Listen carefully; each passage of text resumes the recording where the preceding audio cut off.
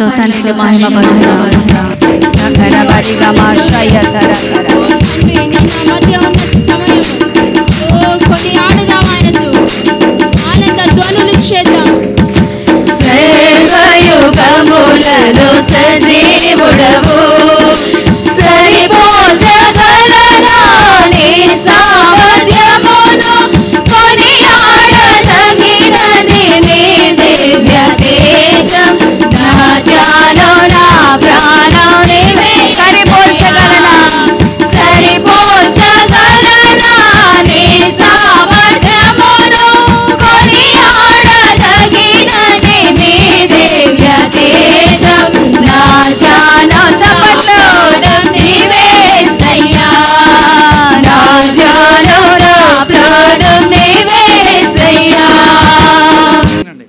దేవుని రాజ్యం గురించి మనం నేర్చుకోబోతున్నాం. చాలా ఇంపార్టెంట్ టాపిక్ ఇది.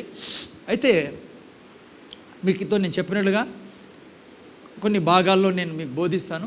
ఫస్ట్ దేవుని రాజ్యం ఉందా, ఎప్పుడు వస్తుందా అనేది చూసుకుందాం. ఓకే, అయితే ఇంతకుముందు కొన్ని చెప్పాను నేను. ఇది కంప్లీట్గా ఇప్పుడు ఒక సిస్టమేటిక్లో నేను చెప్తాను మీకు. ఓకే, అయితే అసలు రాజ్యం అంటే ఏంటి Kingdom. What is the Kingdom? ఇప్పుడు జనాలకి అర్థమయ్యేది కష్టం ఇప్పుడు ఉండే జనరేషన్కి. ఎందుకంటే ఇప్పుడు కింగ్డమ్స్ చాలా తక్కువ ఉన్నాయి. ఇప్పుడు డెమోక్రసీ ఉంది. డెమోక్రసీ అంటే ఏమంటారు? ప్రజాతంత్రమా, ప్రజాస్వామ్యం. ఆ తర్వాత డిక్టేటర్షిప్ ఉంది. డిక్టేటర్షిప్ అంటే నియంతృత్వం. ఓకే, ఆ తర్వాత కమ్యూనిజం. సో ఇటువంటివన్నీ ఉన్నాయి ఇప్పుడు ప్రపంచంలో. కాబట్టి రాజ్యము అనేది అర్థం చేసుకోవడం కొద్ది కష్టం ఇప్పుడు జనరేషన్కి. మనం కొద్దిగా పాత వాళ్ళకి తెలుసులేండి. ఇప్పుడు కూడా రాజులు ఉన్నారు, రాజ్యాలు ఉన్నాయి. సపోజ్ బహ్రెయిన్, అక్కడ రాజే పరిపాలిస్తున్నాడు. భూటాన్ రాజే పరిపాలిస్తున్నాడు. ఇలాగా చాలా చోట్ల రాజు పరిపాలిస్తున్నాడు. దాన్ని రాజ్యము అంటాం. ఈవెన్ భారతదేశానికి కూడా రాజ్యం అంటాం. అయితే ఇప్పటికి కూడా కొన్ని దేశాల్లో రాజు పరిపాలిస్తున్నాడు. సో అది కింగ్డమ్ అంటే యాక్చువల్గా మీరు అర్థం చేసుకోవాలని నా బైబిల్ నుంచి చూపిస్తున్నాను. కాబట్టి రాజ్యము అన్నప్పుడు రాజు పరిపాలన కదా. ఎట్లా పరిపాలన మీరు చూసింటారు. బహుశా కొన్ని దేశాలని చూసినప్పుడు మీకు పరిపాలన అర్థం కాదు. పరిపాలన అంటే ఏంటంటే సపోజ్ కొన్ని దేశాలు ఉన్నాయి. నేను విన్నాను స్విట్జర్లాండ్ లాంటి దేశాల్లో చాలా మంచి పరిపాలన ఉందని విన్నాను. నేను ఎప్పుడు స్విట్జర్లాండ్కి వెళ్ళలేదు, విన్న వార్తలు ఇవే. అక్కడ చాలా అసలుకి ఏ కొదవ లేకుండా అక్కడ పరిపాలన జరుగుతూ ఉందంట పిల్లరా. యవ్వనస్తులకు కానీ, వృద్ధులకు కానీ, స్త్రీలకు కానీ, పురుషులకు కానీ ప్రతి ఒక్కరికి అమ్మా వింటున్నారా, ఉద్యోగాలు ఏమి, వ్యాపారాలు ఏమి, మరి మంచి వాతావరణం ఏమి, అన్నీ ఉన్నాయి. ఆ తర్వాత మీరు చూస్తే మరి మంచి జీతాలు ఉన్నాయని కూడా విన్నాను నేను ఈ మాట కూడా విని ఆశ్చర్యమైంది. ఏంటంటే స్విట్జర్లాండ్లో ఉండే ప్రజలు నిజంగా ఆశీర్వదించబడిన వాళ్ళు.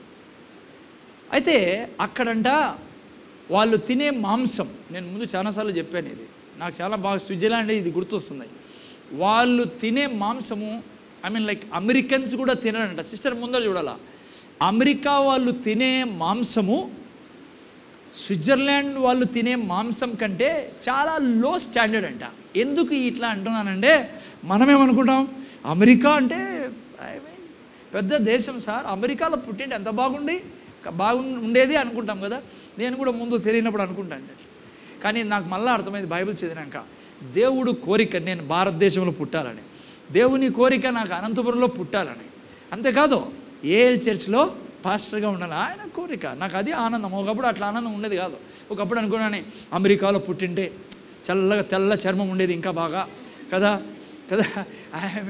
ఉద్యోగం ఉండేది, రోజు కారులో ప్రతి ఇంట్లో కారు ఉందంటాడా, ఈడ కారు కాదు కదా, సైకిల్ కూడా లేదు అని చాలా అనుకునేవాను పిల్లరా. కాదు.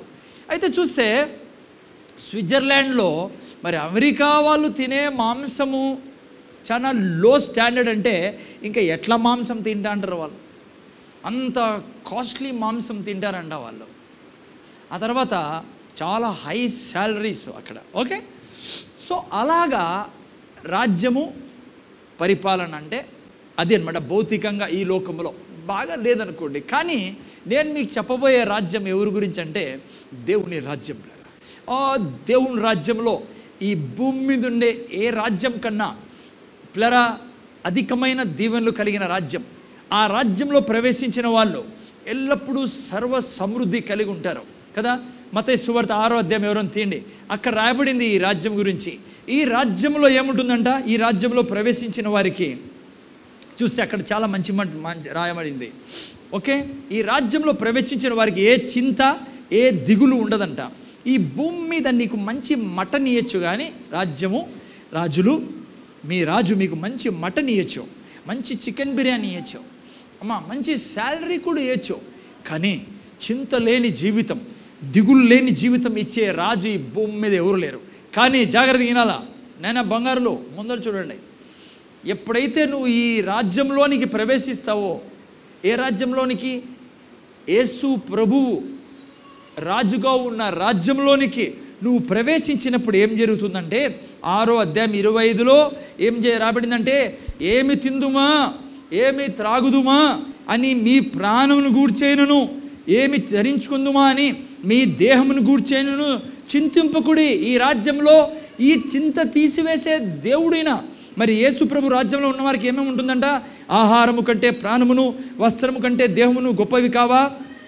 జాగ్రత్తగా వినండి, ఆకాశ పక్షులను చూడుడి, అవి విత్తవు కోయవు, కొట్లలో కూర్చుకొనవు, అయినను మీ పరలోకపు తండ్రి వాటిని పోషించుచున్నాడు. మీరు వాటికంటే బహుశ్రేష్ఠులు కారా. మీలో నెవడు చింతించుట వలన తన ఎత్తు మూరుడు ఎక్కువ చేసుకొనగలడు.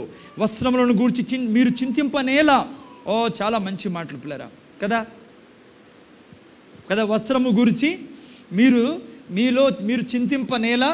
ఆ తర్వాత చూస్తే అడవి పువ్వులు ఎలాగూ ఎదుగుచున్నావో ఆలోచించుడి, అవి కష్టపడవు ఉడకవు, అయినను తన సమస్త వైభవంతో కూడిన సొలొమోను సైతము వీటిలో నొకదాని వలెనైనను అలంకరింపబడలేదు. నేడుండి రేపు పొయ్యిలో, జాగ్రత్తగా చాలా మంచి మాటలేవి, నేడుండి రేపు పొయ్యిలో వేయబడు అడవి గడ్డిని దేవుడు ఇలాగూ అలంకరించినడలా అల్ప విశ్వాసులారా, మీకు మరి నిశ్చయముగా వస్త్రములను ధరింపజేయును కదా. ఇప్పుడు నన్ను జాగ్రత్తగా, ఏమి తిందుమో ఏమి త్రాగుదుమో ఏమి ధరించుకుందుమో అని చింతింపకుడి. అన్యజనులు వీటిని గూర్చి వీటి విషయమై విచారింతురు. ఇవన్నీ మీకు కావాలనని మీ పరలోకపు తండ్రికి తెలియదు. అన్యజనులు వీటన్నిటి గురించి చింతిస్తారు. ఏం చింతిస్తారు? ఏం తిందుమా, ఏం త్రాగుదుమా, ఏం ధరించుకుందుమా, ఎలా బ్రతుకుదుమా, ఏం భవిష్యత్తులో. దుఃఖకరమైన విషయం ఏమంటే రాజ్యంలో ప్రవేశించిన వాళ్ళు కూడా చాలామంది ఈ చింతలో తిరుగుతూ ఉన్నారు. ఏం జాబ్ ఏమవుతుందో, ఊడిపోతుందో ఉంటుందో, పిల్లల పెళ్ళి ఎలా చేస్తామో ఏమో, రేపు ఇల్లు ఉంటుందో ఉండదు, ఎలా ఇల్లు భయంకరమైన చింతలతో మనుషులు ఉన్నారు ఈ భూమి మీద. అయితే దేవుడు ఏమంటా అంటే, మీకు తండ్రి ఉన్నాడు, వాళ్ళకు తండ్రి లేడు, వాళ్ళు అలా చింతిస్తున్నారు. కానీ మీరు చింతించద్దండి ఇటువంటి విషయాల కోసము, ఎందుకంటే మీ తండ్రికి తెలియను మీకు ఇవన్నీ కావాలని.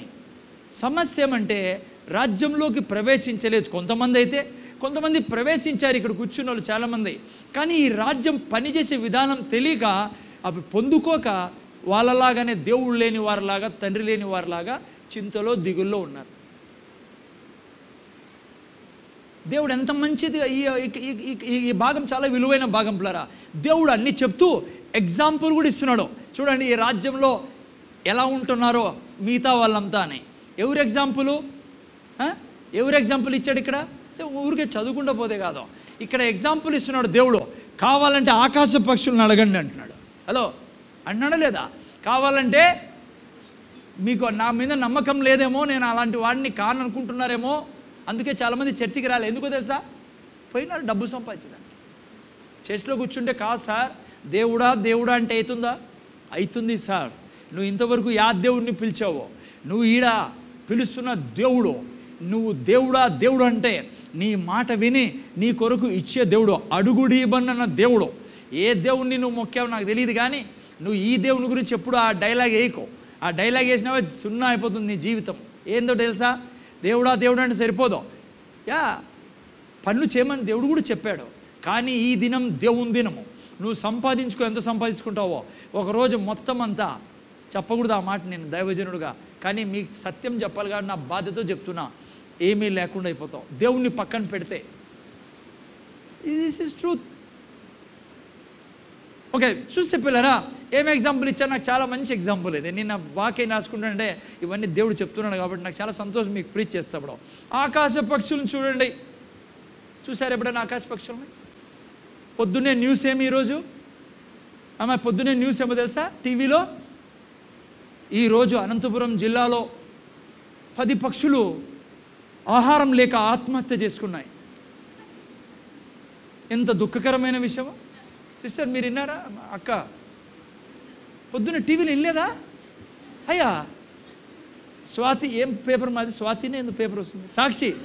సాక్షి పేపర్లో పొద్దున్నే హెడ్లైన్స్ ఏమో తెలుసా? పాతూరులో దాదాపు 4 పక్షులు ఆహారం లేక విలవిలలాడి ఉరి పోసుకొని చచ్చిపోయినాయి. లేకుంటే దాదాపు 90 పక్షులు తిండి లేక ఉద్యోగం లేక చనిపోయాయి. ఎంత దుఃఖకరమైన వార్తలు విన్నారా? పక్షులు ఆహారం లేక చనిపోవు. ఈ సృష్టికర్తకు దేవుడు చెప్పిన మాట ఇదే. పక్షులు ఆడని చనిపోయింటే మీలాంటి నాలాంటి వాళ్ళు ఏదన్నా విషం పెట్టింటారు దాన్ని, అది చచ్చిపోతే మనం దాన్ని చంపుకొని తినచ్చి వేసుకొని వండుకోనని టకటకటక అని అవి చచ్చిపోవు. ఎంత గొప్ప ఎగ్జాంపుల్ కదా. ఎగ్జాంపుల్ అర్థం చేసుకోండి. ఐ మీన్ నేను ఇజ్రాయెల్ దేశానికి వెళ్ళాను పిల్లరా, ఆ దేశంలో చూడలేను ఇంతవరకు, ఉన్నాయేమో నాకు తెలియదు, కానీ నేను పోయిన దేశంలో ఇజ్రాయెల్ దేశంలో లాస్ట్ టైం కూడా చెప్పాను మీకు. ఎక్కడ అంగిట్లో కాలు పెట్టినా అంగిట్లో షాప్లో, అంగిడేనా అనేది, అంగిట్లో కాలు పెడుతూనే ఆ షాపులో ఏమమ్ముతారో వాళ్ళు తీసుకొని వస్తారు బయటికి. చూసారు ఎప్పుడన్నా? విచిత్రం. వాళ్ళు తీసుకొచ్చి మీకు ఫస్ట్ తినిపిస్తారు. ఓకే, ఫస్ట్ నేను అడుగు పెడుతూనే నాకు గుర్తుండేది చెప్తున్నాను, ఐ డోంట్ నో ఇది నిజమో కాదో, నాకు గుర్తుండే పాయింట్. ఎరికోకి తీసుకెళ్ళాను మాకు, జక్కయ్య వాళ్ళ ఇంటి దగ్గరికి. అక్కడే లంచ్ ఉండింది మాకు, నాకు బాగా గుర్తుంది. అక్కడ పెద్ద షాప్ ఉంది పిల్లరా, అక్కడ మాకు భోజనాలు ఏర్పాటు. వెంటనే దింపారు బస్సులో, మీరు లంచ్ చేసుకోండి అన్నారు. ఆ తర్వాత ఆ చెట్టు ఏదో జక్కయ్య చెట్టు ఇప్పటికీ ఉందంటాడా, అది చూపించారు జక్కయ్య చెట్టు అని, అట్లే ఉందిలేండి, కొద్దిగా పొట్టిగా ఉందని. ఎరికో మొత్తం అంతా డేట్స్, ఏమంటారు డేట్స్ని తెలుగులో, ఖర్జూరపు చెట్లన్నీ చూపించుకుంటా తీసుకొచ్చాడు, ఆపారు. మేము దిగుతున్న విచిత్రమైనది ఏమంటే అక్కడ పెద్ద పెద్ద ఖర్జూరు ఇక్కడ దొరకవు, అనంతపురంలో దొరకవు. నేను బాగా ట్రై చేశా, ఢిల్లీలో కూడా దొరకవు అనుకున్నా. ఆ ఖర్జూరే వేరు, డేట్స్. లైక్ పోతూనే తీసుకొస్తున్నారు ఇట్లా తినేదానికి. ఆ షాప్లో నుంచి వెళ్తున్నాం హోటల్లోకి. తీసుకునే ఫస్ట్ భయం వేసింది, డబ్బులు అడుగుతారేమో అని. మనకు ఫస్ట్ క్యాష్ చూసుకోలేదా, ఇండియన్స్ కదా, మనం చాలా జాగ్రత్తగా ఉంటాం. మనం మొత్తానికి అంతా ఇండియన్సే, ఎవరు కూడా అడిగేయరు కదా, డబ్బులు అడుగుతారేమో వాళ్ళంతా తీసుకొని తినండి టేస్ట్ చేయండి అంటున్నారు. సరే ఒకరు అంత మళ్ళీ వేరే ఆడ గైడ్ ఉండి తీసుకుని, ఎందుకు అట్లా ఇస్తున్నారు తెలుసా? వాళ్ళు మా బంధువులని కాదు, లేకుంటే వాళ్ళ భోజనం పెట్టే వాళ్ళు కాదు, వీళ్ళు షాపు వాళ్ళంట. నాకు పెద్ద ఏదో అద్భుతం అనిపించింది అది. అందరూ తీసుకుని తిన్నాం. ఎంతమంది ఉంటారు దాదాపు అనుకోండి, ఒక 50 మంది ఉన్నాం అనుకుందాం బస్సులో. 50 మంది తిన్నారు కదా, కనీసం ఒకటి తినేట కదా, మా ఇంట్లో 2 తినేటారు కదా, బాగుందని ఖర్జూరం ఎన్ని అయిపోయింటాయి. కానీ వాళ్ళు ఎందుకు అట్లా ఇచ్చారో తెలుసా మీకు? శాంపుల్ చూడండి, మా షాప్లో మీరు కొంటే మా దగ్గర ఇంత రుచిగా ఉంటాయి, మీరు తీసుకొని తినండి పర్లేదు, ఆ తర్వాత కొనండి. ఎంతమంది కొన్నారో నాకు తెలియదు, కానీ అందుకే ఇజ్రాయెల్ దేశం ప్రపంచంలో ధనికుల్లో చాలా మంచి దేశం, వ్యాపారాల్లో అంతా పైన ఉన్నారు. ఎందుకంటే వాళ్ళు మన మాదిరి కాదు, వాళ్ళు ఈయుడి, గట్టి చెప్పండి, మీ ఈయుడి ఎంత మంచి ఇది వాక్యం, మీ ఇంట్లో గట్టి లావుగా రాసుకోండి. ఈయుడి,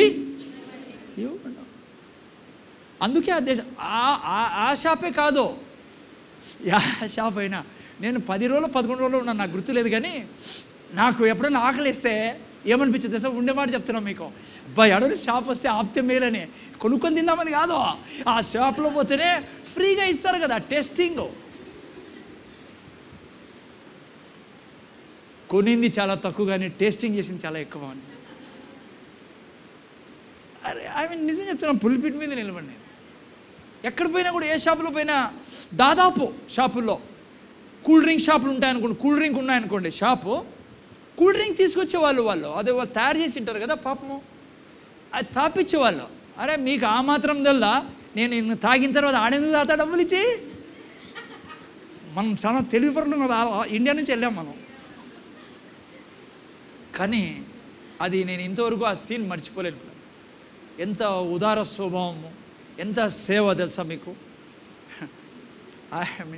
అట్లాగా మన దేవుడు మనకి ఆయన రాజ్యములో ఏ విధంగా మెయింటెనెన్స్ ఉంటుంది, ఏ విధంగా ఆయన రాజ్యాన్ని నడుపుతున్నాడు అనేది కళ్ళకు కనపడే ఎగ్జాంపుల్ పెట్టాడు పెద్దది. ఏం ఎగ్జాంపుల్? ఆకాశ పక్షులను చూడుడి. మేము చూడం సార్, మేము కిందే చూస్తాం. ఇప్పుడు కూడా మీరంతా కిందే చూసేవాళ్ళే. ఆకాశ పక్షులను చూడండి. ఎప్పుడన్నా విన్నారా ఈ ప్రపంచంలో అమెరికాలో 4 పక్షులు ఆత్మహత్య చేసుకున్నాయనో, లేకుంటే అన్నం లేక చచ్చిపోయినాయనో? వినరు, వినలేరు. ఇది దేవుని యొక్క మాట, వాగ్దానం ఈ సృష్టితో. పూలను చూడండి, చూసారు ఎప్పుడన్నా? మీ నా యొక్క అజ్ఞానం వలన చెట్లు రావు, పుట్టవు, పండవు భూమి మీద. దేవుని ప్రకారము నువ్వు పూలు వేసినప్పుడు అందంగా నిన్ను ఆనందించేటట్లుగా చేసే పూలు అవి. ఇంత ఎగ్జాంపుల్ ఇచ్చాడు దేవుడు. ఆయన రాజ్యం అంటే అట్లుంటుందంట, యేసుప్రభు రాజ్యం. ఓకే, ఆ రాజ్యం గురించి మిమ్మల్ని తీసుకెళ్తానా. ఈ యొక్క సిరీస్ అయిపోయే లోపల మీ రాజ్యం మారిపోవాలా, మీ ఇంట్లో మారిపోవాలా పరిస్థితులని. ఓకే సరే, ఫస్ట్ ఈరోజు ఇంట్రడక్షన్ కాబట్టి ఒక పెద్ద కన్ఫ్యూజన్ మీరు బైబిల్ చదివినప్పుడు వస్తుంది, కొత్త నిబంధన గ్రంథం చదివినప్పుడు. ఏందో తెలుసా? దేవుని రాజ్యము వచ్చేసిందా, రాబోతుందా మీకు చదివినప్పుడు లభిస్తుంది. అందుకే ఫస్ట్ ఇది క్లియర్ చేసి ఆ తర్వాత మళ్ళీ మనము వేరే విషయాల్లోకి వెళ్దాం. ఓకే, ఎందుకంటే మీరు కొత్త నిబంధన గ్రంథం చదివినప్పుడు చాలా చోట్ల మీకు దేవుని రాజ్యం వచ్చేసిందని, యేసు రాజ్యం వచ్చేసిందని మీకు చదువుతారు మీరు. కానీ కొన్ని చోట్ల మీరు అదేదో తర్వాత వచ్చేదిగా కూడా ఉంటుంది. ఓకే, ఫస్ట్ ఈ డౌట్ క్లియర్ అయితే మీరు బైబిల్ చదివడం బాగా మీకు లాభంగా ఉంటుంది. లూకా సువార్త 17వ అధ్యాయం ఫస్ట్ తీయండి, 20-21 వచనాలు అక్కడ చదవండి ఎవరన్నా మైక్లో. 20-21. దేవుని రాజ్యం ఎప్పుడు వచ్చునని పరిసయ్యులు ఆయన అడిగినప్పుడు ఆయన దేవుని రాజ్యం ప్రత్యక్షముగా రాదు, ఎందుకనగా ఇదిగో దేవుని రాజ్యము మీ మధ్యనే ఉన్నది గనుక ఇదిగో ఇక్కడనని ఇదిగో అక్కడనని చెప్పు వీలు పడదని వారికి ఉత్తరం ఇచ్చాను. ఎంతో మంచిది. ఇంగ్లీష్లో చాలా బాగా రాయబడింది కదా. ఏమంట? దేవుని రాజ్యము ఇక్కడ ఉంది, అక్కడ ఉందని చెప్పేకి లేదంట. దేవుని రాజ్యం ఎక్కడుందంట? తెలుగులో మీ మధ్య ఉందని రాయబడింది, ఇంగ్లీష్లో బాగా రాయబడింది. ఏం రాయబడింది?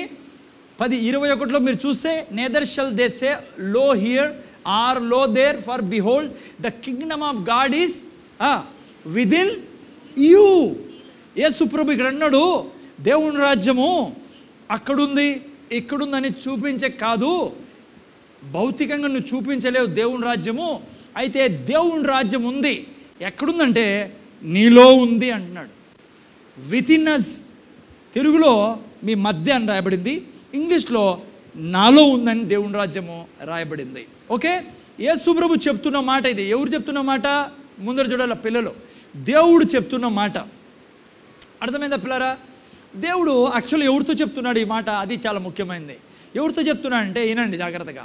మత గురువులతో, మరి ఫరిసీలతో ఈ మాట యేసు ప్రభు చెప్తున్నాడు. జాగ్రత్తగా వినాలి మీరు. ఈ మాట ఫరిసీలు మత గురువులు ఎందుకు యేసు ప్రభుని అడిగారంటే, వీళ్ళు అనేక సంవత్సరాల నుంచి రాజు కోసం వెయిట్ చేస్తున్నారు, మెస్సియా కోసం వెయిట్ చేస్తున్నారు యూదులు.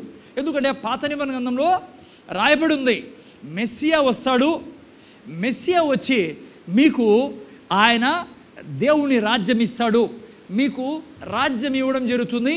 ఆ రాజ్యము ఎప్పటికీ ఉంటుంది. ఆ రాజ్యములో మీకు ఏ సమస్య ఏ పీడ ఉండదని పాత నిబంధన గ్రంథంలో రాయబడింది. కాబట్టి వీళ్ళు వెయిట్ చేస్తూ ఉన్నారు ఆ రాజ్యం కోసము. ఎప్పుడైతే యేసుప్రభుని చూశారో, యేసుప్రభు చేస్తానేటివన్నీ చూసి, ఓ మా యొక్క గ్రంథాల రాయబడిందే రాజ్యం వస్తుందని. రాజ్యం వచ్చింది. ఎందుకంటే ఈయన చేస్తున్నటువంటి రాజ్యంలో జరిగే పనులు. ఈయన రాజ్యం తీసుకొచ్చాడా? ఒక పక్కన చూస్తే ఈయన అనుమానిస్తున్నారు యేసుప్రభుని. యేసుప్రభు అంటే సరిపోవడంలే. ఎందుకంటే యేసుప్రభు కొన్ని వీరి మతానికి మూఢనమ్మకాలని విరగ్గొడుతున్నాడు యేసుప్రభు. అందుకని యేసుప్రభుని సరిపోయేది కాదు. కానీ అదే సమయంలో యేసుప్రభు క్రియలన్నీ ఉన్నాయి. ఎట్లా క్రియలు ఉన్నాయి చూడండి. యెషయా గ్రంథం 9వ అధ్యాయం 1 నుంచి 7 వరకు మీరు చూస్తే రాజ్యంలో ఏమేమి ఉంటాయో అక్కడ రాయబడింది. అవన్నీ యేసుప్రభు చేస్తున్నాడు. యెషయా గ్రంథం 9వ అధ్యాయం ఇంట్లో రాసుకోండి, మళ్ళీ పోయి మీరు చదవండి. చూస్తే ఏమేమి రాయబడింది. అయినను 1 నుంచి అమ్మా, ఎక్కడి నుంచి చదవాలి? అయినను వేదన పొందిన దేశము మీద. ఓకే, 2వ వాక్యం నుంచి చూద్దాం. దేవుని రాజ్యం వస్తే ఎట్లా ఉంటుందంటే, చీకట్లో నడుచు జనులు గొప్ప వెలుగును చూచుచున్నారు.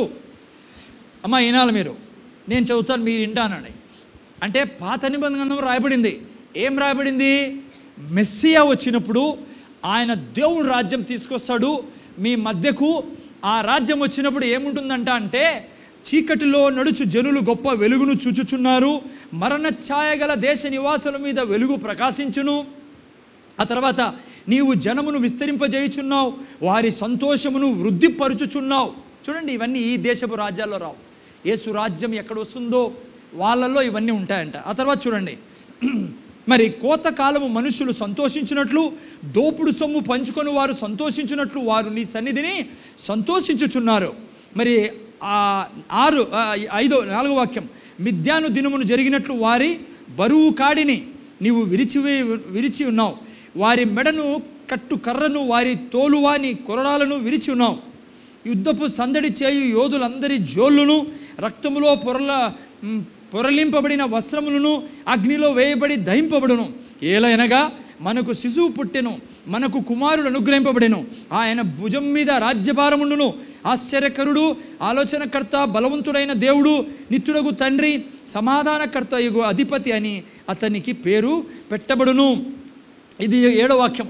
ఇది మొదలుకొని మితి లేకుండా దానికి వృద్ధి క్షేమము కలుగునట్లు సర్వకాలము దావీదు సింహాసనం రాజ్యము నివసించను. మీరు చూస్తే ఇవన్నీ జరుగుతాయని ఎవరు చెప్పారు? పాత నిబంధన గ్రంథంలో చెప్పారు.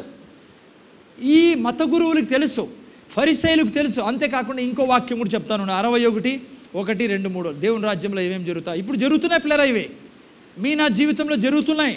చూడండి, 61, 1, 2, 3 యెషయా గ్రంథం 61వ అధ్యాయం. ప్రభువగు యెహోవా ఆత్మ నా మీదికి వచ్చి ఉన్నది, దీనులకు సువర్తమానం ప్రకటించుటకును యెహోవా నన్ను అభిషేకించెను, నలిగిన హృదయం గల వారిని దృఢపరచుటకును, చెరలోనున్న వారికి విడుదలను, బంధింపబడిన వారికి విముక్తిని ప్రకటించుటకును, యెహోవా హితవసనము మన దేవుని ప్రతిదండ దినము ప్రకటించుటకును, దుఃఖాక్రాంతులందరినీ ఓదార్చి. ఏ రాజు చేయలేడు పిల్లరా, యేసురాజు తప్ప, యేసు రాజ్యములు తప్ప. 3వ వాక్యం చూడండి, సియోనులో దుఃఖించు వారికి ఉల్లాస వస్త్రములు ధరింపజేయుటకును, బూడిదకి ప్రతిగా పూదండను, దుఃఖమునకు ప్రతిగా ఆనంద తైలమును, భారభరితమైన ఆత్మకు ప్రతిగా స్తుతి వస్త్రమును వారికి ఇచ్చుటకు ఆయన నన్ను పంపి ఉన్నాడు. ఇవన్నీ జరుగుతాయని ఎవరు వచ్చినప్పుడు జరుగుతాయి? ఇవన్నీ ఎవరు వచ్చినప్పుడు జరుగుతాయి? గట్టి చెప్పాల, మెస్సయా వచ్చినప్పుడు జరుగుతాయి అని ఎక్కడ రాబడింది? పాత నిబంధనలు రాబడింది. ఇప్పుడు నేను జాగ్రత్తగా. అయితే యేసుప్రభు వచ్చినప్పుడు యేసుప్రభు ఇవన్నీ చూస్తున్నాడు పిల్లరా. గుడ్డి వాళ్ళకి కళ్ళు ఇస్తున్నాడు, కుంటి వాళ్ళని నడిపిస్తున్నారు, చనిపోయిన వారిని కూడా లేపుతున్నాడు. మరి చెడ్డ అలవాట్లు కలిగిన వారికి, తాగుడు అలవాట్లు కలిగిన వారికి, వ్యభిచారులను మారుస్తున్నాడు ఈయన మాటల ద్వారా, అద్భుతాల ద్వారా. ఇవన్నీ ఫరిసైలు, మత గురువులు గమనించి యేసుప్రభు దగ్గరికి వచ్చి అంటున్నారు, దేవుని రాజ్యము ఎప్పుడు వస్తుంది అని. ఎందుకంటే కన్ఫ్యూజన్లో ఉన్నారు. క్రియలన్నీ ఈయన చేస్తానేటివన్నీ దేవుని రాజ్యం వచ్చినప్పుడు జరిగేడు చేస్తాడు. కానీ ఈయన మస్సియానా అనే పెద్ద ప్రశ్న ఉంది వీళ్ళ దగ్గర. అందుకనే యేసుప్రభు దగ్గరికి వచ్చినప్పుడు యేసుప్రభు ఈ మాట అంటున్నాడు. ఏమంటున్నాడంటే, దేవుని రాజ్యము ప్రత్యక్షంగా రాదు, నువ్వు అక్కడుంది ఇక్కడుంది అనేదానికి. అదేదో భూభాగం కాదు. వింటానండి, మీ నిదానంగా అన్నీ అర్థమవుతాయి. దేవుని రాజ్యం అనేది వచ్చేసి ఉంది, మీలో ఉంది అంటున్నాడు. అంటే ఎవరైతే యేసుక్రీస్తుని ప్రభుగా రక్షకుడుగా అంగీకరిస్తాడో ఆ రాజు ఆ వ్యక్తి జీవితాన్ని ఈ విధంగా పరిపాలిస్తాడనేది అర్థం. అదే యేసుప్రభు చెప్తున్నాడు. అర్థమైంది పిల్లరా? సో నేనేం చెప్తున్నా అంటే ఇప్పుడు మీకు దేవుని రాజ్యం ఆల్రెడీ వచ్చేసింది అనే వాక్యాలు మీకు చూపిస్తున్నా, అది కూడా చూపిస్తాను. మళ్ళీ వస్తుంది అనే వాక్యాలు కూడా మీకు కన్ఫ్యూజన్ దూరం అవుతుంది. సో ఈ వాక్య ప్రకారం దేవుని రాజ్యం ఆల్రెడీ వచ్చేసింది. ఎప్పుడు వచ్చిందో మళ్ళీ చెప్తాను మీకు. వచ్చేసింది, యేసుప్రభు వాళ్ళతో అదే చెప్తున్నాడు. చూడండి, ఈవెన్ పౌలు కూడా పత్రికల్లో అదే రాశాడు. రోమిలు రాసిన పత్రిక 14:17 చదవండి, తొందర చదవండి. రోమిలు రాసిన పత్రిక 14:17. దేవుని రాజ్యము భోజనమును పానమును కాదు గాని నీతియు సమాధానమును పరిశుద్ధాత్మలి యందలి ఆనందమునై ఉన్నది. చూడండి, పౌలు కూడా అదే అంటాడు. యేసుప్రభు చెప్పిండేది ఈనాల దేవుని రాజ్యం గురించి. పౌలు కూడా ఏమంటున్నాడంటే, యేసుప్రభు అదే అన్నాడు, ప్రత్యక్షంగా రాదు దేవుని రాజ్యం, ఇది పరోక్షంగా వచ్చేది, కనపడదు, కానీ దీని పనిని నువ్వు చూడగలవు అని అంటున్నాడు యేసుప్రభు. అదే రోమిలు రాసిన పత్రికలో పౌలు అంటున్నాడు, అన్నం తినేది తాగేది కాదు, ఇది ఏదో కనపడేది కాదు, కానీ ఆనందము సమాధానము పరిశుద్ధాత్మెందలే ఆనందం అంట. అంటే ఈ రాజ్యము ఎవరిలో వస్తుందో వాళ్ళలో ఏముంటుంది, అదేదో మారిపోడైనా నల్లగుండేవాడు తెల్లగైపోయి లేకుంటే ఇంకా ఏమో అయిపోదు, కానీ ఈ రాజ్యం వచ్చినప్పుడు ఏమవుతుందంటే ఇదిగో ఆనందము సమాధానము పరిశుద్ధాత్మెందలి ఉత్సాహం ఉంటుంది ఆ వ్యక్తిలో. ఉందా లేదా మీలో? లేకుంటే రాజ్యం రాలేదని అంత మీలో. ఓకే, జాగ్రత్త తింటాను పిల్లరా. సో ఇది ఈ మాటలు చూసినప్పుడు మీకు ఏమనిపిస్తుంది? దేవుని రాజ్యము వచ్చేసింది అంటున్నాడు యేసుప్రభు. సరే, మళ్ళా వస్తుంది అనే వాక్యాలు కూడా కొన్ని చూసుకుందాం మనం. చూడండి, ఒక వాక్యం మీకు చూపిస్తాను. మత్తయి సువార్త 25:34. మత్తయి సువార్త 25:34లో చూస్తే ఏం రాయబడిందో తెలుసా మీకు? అప్పుడు రాజు తన కుడివైపు ఉన్నవారిని చూపి, చూడండి ఈ వాక్యం ఏం చెప్తుంటే మళ్ళా వస్తుంది దేవుని రాజ్యం అని చెప్పే వాక్యం ఇది. ఓకే, నేను మళ్ళీ క్లియర్ చేస్తా కన్ఫ్యూజన్ మీకు. అప్పుడు రాజు తన కుడివైపు ఉన్న వారిని చూచి, నా తండ్రి చేత ఆశీర్వదింపబడిన వారలారా రండి, లోకం పుట్టినది మొదలుకొని మీ కొరకు సిద్ధపరచబడిన రాజ్యమును స్వతంత్రించుకుని ప్రవేశించుడి, ఎంటర్ అని రాయబడింది. అంటే ఈ వాక్యం చదివినప్పుడు ఏమర్థమవుతుంది మీకు? ఇంకా రాలేదు, లాస్ట్లో ఆ రాజు మనకి ఇస్తాడు. అదేగా చెప్తాను, ఇది లాస్ట్లో ఏమంటాడంట యేసు ప్రభు, మీ కొరకు సిద్ధపరచబడిన రాజ్యములో ప్రవేశించుడి అంటాడండి. అంటే దీన్ని బట్టి ఏమర్థమవుతుందంటే బ్రదర్ వింటానారా, రాజ్యము మళ్ళా ఎప్పుడో వస్తుందని. అంతకుముందు 2 వాక్యాలు చూసుకున్నప్పుడు ఏమనిపించింది? రాజ్యము వచ్చేసింది. ఇప్పుడు ఇంకో 2 వాక్యాలు చూపిస్తాను మీకు, రాజ్యము వచ్చేసింది అనే వాక్యాలని. ఓకే, మీకు చాలా అవసరం. కొలస్సీలు రాసిన పత్రిక 1:13 చదవండి. ఆల్రెడీ 2 చూసుకున్నాం మనము. ఆల్రెడీ వచ్చేసింది రాజ్యం అనే దానికి 2 వాక్యాలు మనం చదువుకున్నాం. ఏ వాక్యాలు చదువుకున్నాము? లూకా 17లో చదువుకున్నాము, ఆ తర్వాత రోమిలు రాసిన పత్రిక 14లో చదువుకున్నాం 17వ వాక్యం. ఇప్పుడు చూడండి, కొలస్సీ 1:13 చదువునాను ఎవరన్నా. ఆయన మనలను అంధకార సంబంధమైన, చూడండి చాలా ఇంపార్టెంట్ వాక్యం ఇది మీకు నాకు. ఆయన ఏమైందో తెలుసా? మీరు యేసుక్రీస్తును రక్షకుడుగా అంగీకరించినప్పుడు సిస్టర్ ఏమైంది? ఆయన మిమ్మలను అంధకార సంబంధమైన అధికారుల నుండి విడుదల చేసి, ఇంగ్లీష్లో చూస్తే రాజ్యం నుంచి అని రాబడింది, అధికారుల నుంచి విడిపించి తాను ప్రేమించిన తన కుమారుని యొక్క రాజ్య నివాసులుగా చేసిన. అంటే ఏ రోజు నువ్వు యేసుక్రీస్తును రక్షకుడుగా అంగీకరించావో ఏం జరిగింది తెలుసా?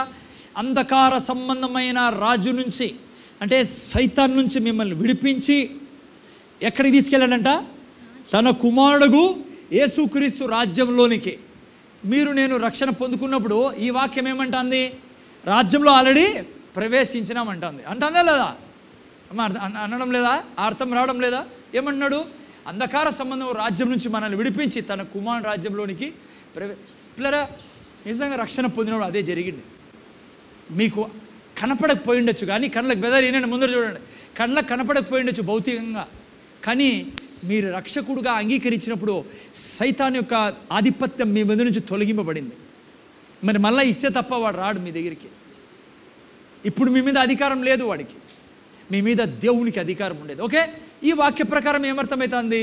దేవుని రాజ్యంలో ఆల్రెడీ మనం ఉన్నాం, దేవుని రాజ్యం వచ్చేసిందని అర్థమవుతుంది. ఇంకో వాక్యం మనం చూద్దాం. చాలా ఇంపార్టెంట్ ఇవి, మళ్ళీ మీకు కన్ఫ్యూజ్ కాదు. ఇప్పుడు మీరు అర్థం చేసుకుంటే రేపు పొద్దున ప్రీచింగ్లో మీకు క్లియర్గా బైబిల్ అర్థమవుతుంది, చదివినప్పుడు కూడా బైబిల్ అర్థమవుతుంది. అందుకే ఈ బేసిక్ ఫౌండేషన్ మీకు చాలా అవసరం. లూకా సువార్త 16:16 చాలా ఇంపార్టెంట్ వాక్యం ఇది బైబిల్లో. ఇది జాగ్రత్తగా వినండి. లూకా సువార్త 16:16లో ఇక్కడ కూడా చూస్తే ఆల్రెడీ రాజ్యం వచ్చేసిందని మనం ప్రవేశించామనేది చెప్తోంది.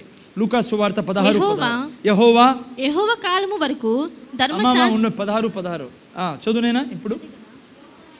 యోహాను కాలం వరకు ధర్మశాస్త్రమును. అమ్మ యోహాను కాలం అంటే ఎవరు? యోహాను ఏ యోహాను?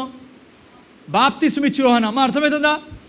యోహాను కాలం వరకు అంటే బాప్తిస్మ ఇచ్చు యోహాను ఉన్నంత వరకు ఏమైందంట? ధర్మశాస్త్రమును ప్రవక్తలు ఉండిరి. ఆ తర్వాత ఏమైంది? అప్పటి నుండి దేవుని రాజ్య సువార్త ప్రకటింపబడుచున్నది, ప్రతివాడును ఆ రాజ్యములో బలవంతంగా చొరబడుచున్నాడు. ఈ వాక్యం చాలా మీరు వినాలి. ఈ వాక్యం వినండి, మీకు వర్ణించి చెప్తాను, వివరించి.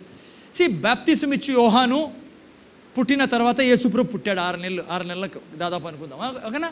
తెలుసు కదా మీకు. అప్పటి వరకు ఏం బోధించేవాళ్ళు? ధర్మశాస్త్రమును ప్రవక్తలను ఉండేవాళ్ళు, వాళ్ళ బోధ జరిగేది. యోహాను వచ్చిన తర్వాత ఏం బోధించడం మొదలుపెట్టాడు యోహాను? బాప్తిస్మ ఇచ్చు యోహాను రాజ్యము వచ్చేసింది ఏమన్నాడు? ఏదో తిడతాడు తెలుగులో, ఏదో ముష్కరులారా ఏదో అంటాడు. సర్ప సంతానమా, సర్పానికి పుట్టిన బిడ్డ, సర్ప సంతానమా అంటారు వాళ్ళని, యూదుల్ని. వచ్చి మారు మనసు పొందండి అన్నాడు. ఆ తర్వాత అంటే యోహాను బాప్తిసం తర్వాత ఏం గురించి ప్రచారం చేయబడింది? రాజ్యం గురించి. ఓకే, అదే ఇక్కడ రాబడింది. ఏం రాబడింది? ఇంకోసారి చదువుతా. యోహాను కాలం వరకు ధర్మశాస్త్రం ప్రవక్తలు ఉండిరి, అప్పటి నుండి ఏం సువార్త? అమ్మ సిస్టర్ వినాలా, సిస్టర్ జాగ్రత్త వినాలా, పడుకోకండి. రాజ్య సువార్త ప్రకటించబడుచున్నది. ఇప్పుడు వినండి, చాలా ముఖ్యమైన భాగం నేను చదువుతున్నా, మెలకుగా వినాలి నాయన. ఏం రాబడిందంటే ప్రతివాడును ఆ రాజ్యములో ఎట్లా చొరబడుతున్నాడంట? బలవంతంగా చొరబడుతున్నాడు. ఈనండి జాగ్రత్త, ఈ కొన్ని మాటలు ఇక్కడ నేను చెప్పాలి. ఈ రాజ్యంలో వచ్చేదానికి బలవంతం చేయాలంట. ఏ రాజ్యంలోకి? యేసు ప్రభు రాజ్యంలోకి రావాలంటే ఏంటి దానికి అర్థము? ఎందుకంటే ఇప్పుడు మీరు బాగా వినాలి, ఒక మాట నేను చెప్తాను. మీరు నేను అనేక మందికి సువార్త చెప్తున్నాం, ఇదే మన జీవిత లక్ష్యం ఇదే, సువార్త. ఎందుకంటే శుభవార్త ఇది. శుభవార్త చెప్పేదానికి మనకు దేవుడిచ్చిన గొప్ప ధన్యత. అయినండి జాగ్రత్త, చాలామంది బాధపడుతూ ఉంటారు ఈ విషయంలో. మీరు సువార్త చెప్తుంటారు. ఈరోజు చాలామందిని పిలిచింటారు సండే చర్చికి రమ్మని. అమ్మా సిస్టర్ వింటానారా? రాలే వాళ్ళు. మీరు సువార్త చెప్తున్నారు, వినడంలా విన్నట్లే ఉంటుంది, కానీ నువ్వు పక్కకు తప్పుకుంటే వాళ్ళ సువార్త మరిచిపోయి వాళ్ళ దారి వాళ్ళే అన్నట్లుంటారు. చాలామంది క్రైస్తవులు నిరుత్సాహపడతా అంటారు దీనితో. మైనాలు మీరు సతమతం అవుతా అంటారు. ఎంత చెప్పినా రారు, ఎంత చెప్పినా వినరు, వీళ్ళకి ఏంది ఇట్లా వాళ్ళు అని చాలాసార్లు క్రైస్తవ దేవుని బిడ్డలు సువార్త చెప్పడం మానేస్తారు. యాడన్నా పోనీపో, ఏం చెప్పినా ప్రయోజనంలే, అట్లే పోనీ, ఇంకా ఏం చెప్పలేండి, తిట్టి ఇడిచిపెడతారు. జాగ్రత్త వినాలి. ఈరోజు నేను చెప్పేది జాగ్రత్తగా పట్టుకోండి. ఇది మీరు బయట చూస్తున్నారు, సువార్త చెప్తా అంటే ఇన్నే ఇందు, చచ్చిపోయి నరకానికి వెళ్తామన్నా ఇందు, పాపంలో జీవిస్తానో, దేవుడు లేకుంటే నీ కథ ఫినిష్ అన్న ఇందు. కొంతమంది ఇన్నట్లే ఉంటారు, తల తిప్పుతానే ఉంటారు చెప్పేంతవరకు. నువ్వు లేస్తానట్లే తల ఇదిలించుకొని నా క్యాల్ ఇదంతా అని వెళ్ళిపోతారు. నువ్వు మళ్ళీ బాధపడుతూ ఉంటావు. ఇప్పుడు చాలామందికి చర్చి రమ్మని మీరు పిలిచింటారు, నేను పిలిచా. రాళ్ళు కదా ఉంటారే, అట్లా ఉంటారు, రారోళ్ళం. ఇదంతా చూసి చాలాసార్లు దేవుని బిడ్డలు వెనకం చేసి నేను చెప్తే ఎవరు వినరు, బహుశా నేనే కరెక్ట్ లేనేమోలే, ఎందుకు చెప్పాలే, లేకుంటే నాకు దేవుడు అభిషేకించలేదు, లేకుంటే దేవుడు నాలో లేడు, రకరకాలుగా ఊహించుకొని లైక్ నువ్వు డల్ అయిపోయి అలా పడిపోయి అమీబా మాదిరి ఏమీ చేయని స్థితిలోకి వచ్చేస్తావు. కానీ అర్థం చేసుకో, వాళ్ళు ఏ రాజు అండర్లో ఉన్నారు? అంధకార రాజ్యులో ఉన్నారు. వాళ్ళు సాతాన్ రాజ్యంలో ఉన్నారు. అలా వినాల మీరు. శత్రువు చెడుపులరా, మీకు తెలీదు పాపం వాళ్ళు ఎంత కోరుకుంటా అంటారో. నువ్వు అట్లా వస్తూనే వాడు ఏమేమో పెట్టేశాడు వాళ్ళకి. అందుకే 2 కొరింథీ 4:4 సిస్టర్ వినాలా, సువార్ చెప్పి దేవుని కొరకు బ్రతకాలనుకునే వాళ్ళంతా సువార్త చెప్పే వాళ్ళు అనుకూలం, ఈ జాగ్రత్తగా అర్థం చేసుకోండి. 2 కొరింథీ 4:4 ఏం రాబడింది చూడండి, ఎవరైనా చదవండి. ఆయన దేవుని స్వరూపి అయి ఉన్న, మైక్లో చదవండి సిస్టర్. దేవుని స్వరూపి, మైక్లో, దేవుని స్వరూపి అయి ఉన్న క్రీస్తు మహిమను కనపరచు. చూడండి, జాగ్రత్తగా వినండి.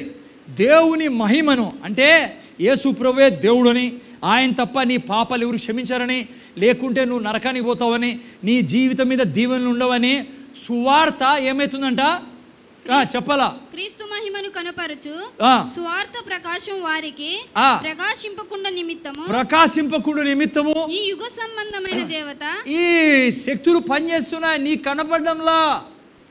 వాళ్ళ మైండ్ మీద, వాళ్ళ మనస్సు మీద ఈ యుగ సంబంధమైన దేవత ఏం చేస్తుందంట? అవిశ్వాసులైన వారి, మైక్లో చదువు, సౌండ్ ఎక్కువ పెట్టుమా. అవిశ్వాసులైన వారి మనోనేత్రములకు, అవిశ్వాసమైన వారి మనోనేత్రములకు గుడ్డితనము కలగజేసెను. చూసారా?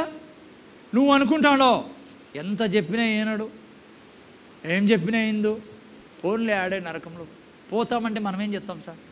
మానుకుంటానో మానుకోద్దు, ఇది యుద్ధం. వాళ్ళని వాడు బంధించి పెట్టాడు, వాళ్ళు వేరే రాజు చేతిలో ఉన్నారు. ఆల్రెడీ ఒక రాజు వాళ్ళ మీద పరిపాలిస్తున్నాడు, వాడు దుష్టరాజు, వాడే సాతాను, వాడే నరకానికి అధిపతి, వాడే రోగాలకు రాజు. వాడు వాళ్ళ జీవితంలో కన్నీటిని పొరలిస్తున్నాడు, దుఃఖాన్ని ఇస్తున్నాడు. నువ్వు నేనే ఆ రాజ్య సువార్తను తీసుకోవాల్సిందే. నువ్వు నేను సువార్త చెప్పినప్పుడు యుగ దేవత బంధిస్తుంది. కానీ కింద ఏం రాబడిందో తెలుసా? చదువు నేను, అదే అక్కడేం రాబడిందో కింద మళ్ళీ, అంధకారంలో నుండి వెలుగు ప్రకాశించును గాక అని పలికిన దేవుడు. ఎవరు పలికారు? దేవుడు పలికాడు. ఎక్కడ? ఆదికాండం 1వ అధ్యాయంలో వెలుగు కలుగును గాక అన్నాడు కదా. చెప్పు నేను, చదువు. తన మహిమను గూర్చిన జ్ఞానము. ఏం జ్ఞానము? ఓలో ఈ నెల తన మహిమను, ఏం మహిమ? నరకం నుంచి విడిపించే మహిమ, పాతాళం నుంచి, సాతాను శక్తుల నుంచి, రోగం నుంచి, దరిద్రం నుంచి విడిపించే మహిమ ఏం చేస్తుందంట? యేసుక్రీస్తునందు వెల్లడిపరచుటకు మా హృదయములో ప్రకాశించెను. అంటే సింపుల్ గా చెప్పాలంటే, మానుకోద్దు. నువ్వు చెప్తున్నావు కానీ యుగ దేవత వాళ్ళ మనస్సును ఏం చేస్తుందంటే అంధకారమయం చేసింది. ఏం చేస్తుంది? ఇట్లా వస్తున్నాయి నువ్వు, వాడు మాట్లాడడం మొదలు పెడతాడు. ఒక ఆమె అంటుంది, పిల్లలకు పెళ్ళి కారు కదా, మా పిల్లలకి యేసుక్రీస్తుని నమ్ముకుంటే అని. నేనైనా బ్రహ్మాండంగా అవుతుంది సిస్టర్. హలో బ్రదర్, వాడు ఏదో ఒకటి చెప్పేశాడు. మతం మారుస్తున్నావా, అది మారుస్తున్నావా, ఇదిగో పిల్లలకు పెళ్ళి కాదు, లేకుంటే నీకు ఇదైపోతుంది, నీకు అదైపోతుంది, ఇదిగో బంధువులు, ఇదిగో స్నేహితులు, రకరకాలుగా వాడు అబద్ధికులో జనికుడు. హలో, అర్థమవుతుందా మీకు? ఏం జరుగుతుందో అర్థం కాల. సువార్త నువ్వు చెప్పినప్పుడు ఇదంతా వాడు చేస్తుంటాడు. కానీ జాగ్రత్తగా అర్థం చేసుకో. సువార్తలో ఏముంది? శక్తి అని రాయబడింది పిల్లరా. రోమిల్ రాసిన 1:16లో దేవుని సువార్తలో శక్తి ఉంది. ఏం శక్తి? దేవుని మహిమను కనపరిచే శక్తి ఉంది. హలో, ముందర చూడాలా. నువ్వు సువార్త చెప్పేటప్పుడు ఇది నీకు అర్థం కావాలా. నువ్వు దేవుని పక్షంగా పోయి ఉన్నావు, దేవుని పక్షంగా మాట్లాడుతున్నావు. స్వర్గం నీ సైడ్లో ఉంది, స్వర్గం నీకు సహాయం చేస్తుంది. నువ్వు నిరుత్సాహపడకో, భయపడకో, బాధపడకో. నువ్వు అపజయంలో లేవు. నువ్వు సువార్త చెప్పేటప్పుడు దేవుని శక్తి ఆ వ్యక్తిలో ప్రకాశిస్తుంది. ఖచ్చితంగా జరిగే తీరాలా. దేవుడు నిన్ను పంపించినది, కానీ నువ్వు నిరుత్సాహపడకూడదు. ఒక రోజా, 2 రోజుల, సంవత్సరమా, 10 నెలల, ఎంతైనా సిస్టర్ ముందర చూడాలా. నువ్వు సువార్త చెప్పడంలో నిరుత్సాహపడకు. నువ్వు మంచి పని చేస్తున్నావు. దేవునిలో వారిని, చీకట్లో నుంచి వారిని విడిపించి దేవునిలోనికి తీసుకెళ్తున్నావు. అదే బలవంతంగా అంట. వాళ్ళే బలవంతం చేసుకోవాలా. నాకు యేసు ప్రభు కావాలా, నువ్వు వద్దు అనే స్థితికి వాళ్ళని మనం తీసుకురావాలా. వస్తారు వాళ్ళు ఆ స్థితికి. ఎందుకంటే నీ పక్షమున పరిశుద్ధాత్మ దేవుడు పని చేస్తున్నాడు. కానీ సువార్త చెప్పడం మానుకోకు, దేవుని గురించి మాట్లాడడం మానుకోకు. మీకు ఇంకో విషయం తెలుసా? ఏమవుతుంది సువార్త చెప్పినప్పుడు? తెలుసా మీకు ఏమవుతుందో? బ్రదర్, ఏమవుతుందో తెలుసా? మీరు పెద్ద వాళ్ళ దగ్గర పని చేస్తూ ఉండొచ్చు. పెద్ద చదువుకున్న వాళ్ళు, ప్రొఫెసర్స్, డాక్టర్స్, లేకుంటే మిలియనర్స్, లేకుంటే పెద్ద కలెక్టర్లో, లేకుంటే నువ్వు అనుకోవచ్చు వాళ్ళని చూసి, నేనేంది సువార్త వాళ్ళకి చెప్పేది, ఇంత పెద్దోళ్ళు వీళ్ళు.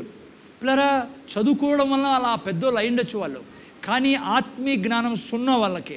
అందుకే నేను దేవుడు అక్కడ పెట్టాడు. సువార్త చెప్పడం మానుకోద్దు. నీకు తెలుసా సువార్త చెప్పినప్పుడు ఏమవుతుందో? దేవుని గుండెకి ఎంతో సంతోషం ఇచ్చే పని అది, తెలుసా? చూడండి, ఆదికాండము 1వ అధ్యాయంలో ఒక మాట, ఆదికాండం 6వ అధ్యాయంలో ఒక మాట రాయబడింది. నేను మీకోసం చదువుతాను, ఉండండి. ఎప్పుడైతే దేవుడు చూశాడో భూమి మీద నరులందరూ పాపం చేస్తూ ఉన్నప్పుడు ఏమైందో తెలుసా? దేవునికి అందరూ పాపంలో ఉన్నారు, నాశనానికి రెడీగా ఉన్నారు. ఆదికాండం 6వ అధ్యాయంలో చదువుతాను నేను మీ ముందు. 6:5 దేవుడు చూడండి ఏం చెప్తున్నాడో. నరుల చెడుతనం భూమి మీద గొప్పదనియు, వారి హృదయపు యొక్క తలంపుల్లోని ఊహ అంతయు ఎల్లప్పుడూ కేవలము చెడ్డదనియు యెహోవా చూచి తాను భూమి మీద వినాలా. ఇది చాలా ఇంపార్టెంట్ నీకు నాకు. ఎందుకు దేవుని కొరకు జీవిస్తున్నావు? ఎందుకు జీవించాలా? ఏం జరిగిందంటే ఇక్కడ, తాను భూమి మీద నరులను చేసినందుకు యెహోవా సంతాపమునుంది, బాధపడుతున్నాడు. ఇంగ్లీష్లో రాయబడింది గ్రీవుడ్ అని. తన హృదయంలో నొచ్చుకొనేను. చూడండి ఒక మాట జాగ్రత్త వినండి. హలో, దేవుడు మనుషులందరూ పాపంతో నిండి ఉండడం చూసి దుఃఖపడుతున్నాడంట. దేవుడు అక్కడ రాయబడింది గ్రీవుడు అన్నాడంట, నరులను నేను చేసి పశ్చాత్తాపడుతున్నానని. మీరు చూస్తే అసలు దేవుడు మనుషులు ఎందుకు చేశాడు తెలుసా? మీకు దేవుడు మనుషులు ఎందుకు చేశాడు? అమ్మ సిస్టర్, మీకు తెలుసా? సిస్టర్ మోని తెలుసా? దేవుడు ఎందుకు మనుషులను చేశాడు తెలుసా? నాయన మీకు ఎవరికి తెలుసు చెప్పండి అమ్మా.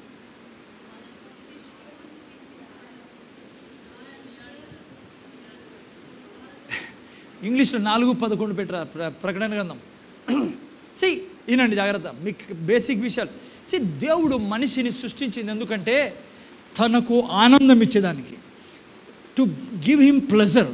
ఇంగ్లీష్లో చూడండి, thou art worthy O Lord to receive glory and honour and power, for thou hast created all things and for thy pleasure.